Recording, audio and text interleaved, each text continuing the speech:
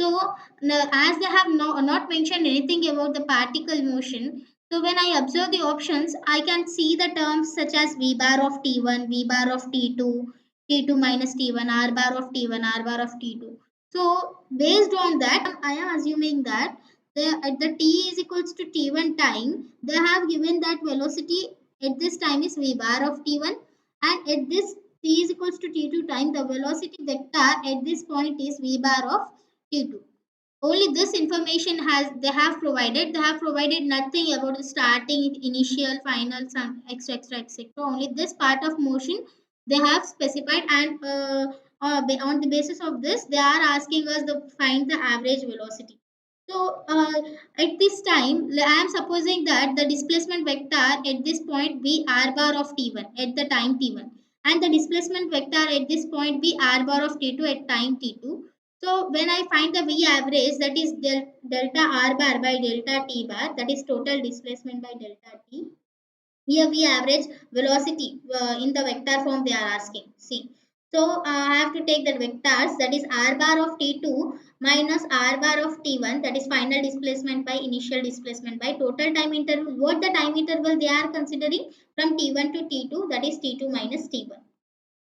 So our this answer V average it matches with the option B. So our option B is correct.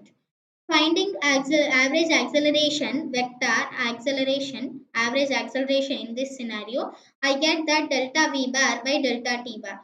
So delta V bar. So here the final velocity of the particle is V bar of T2 minus V bar of T1, and they are finding the average acceleration also in this time interval T1 to T2. So I need to find in order to find the average acceleration between this time interval, I need to consider this final velocity as this V bar of T2 and initial velocity as a V bar of T1. So my initial velocity is V bar of T1 by T2 minus T1. So this average acceleration, our answer matches with the option D. So our option D is correct. Moving further, they have in we can observe that average acceleration. Now they are asking the average velocity in terms of V bar of T1 and V bar of T2. So in order before we have found the average velocity in terms of their position vectors, now we need to find the in the terms of V bar of T1 and V bar of T2. So average velocity, we know that it's total displacement by total time. Okay, so our displacement B, let it be R bar, that is delta R, that is R bar by T, delta T. So in order to find the average velocity in terms of V bar of T1 and V bar of T2, first we need to find the displacement between them. The displacement from T1 to T2 we need to find. So, assuming that the first velocity was V bar of T1 and it changed to the V bar of T2, so we can observe that there is a change in the velocity from T1 to T2 time interval. So we can say that there is an acceleration between T1 to T2 time interval. Supposing that there is a uniform acceleration between them, so according to the kinematic equations for the uniform acceleration, I can write the displacement as initial velocity plus half at square. Here I am considering as I am considering this scenario, here my initial velocity will be V bar of T1 plus half into here my acceleration. I have already found that average acceleration in this scenario be V bar of T2 minus V bar of T1 by T2 minus T1. So supposing that I am putting this values here. So V bar of T1, okay, V bar of T2 minus V bar of T1 by T2 minus T1 into here they have given t square. What the t square means, here from we have to square the time between these 2 points. We know that the time between the t1 to t2 is t2 minus t1. So here I will square the t2 minus t1.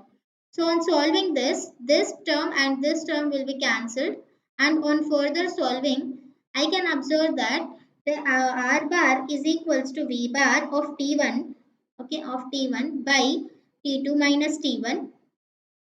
Okay, here they have, okay, one more thing, they have given okay, sorry.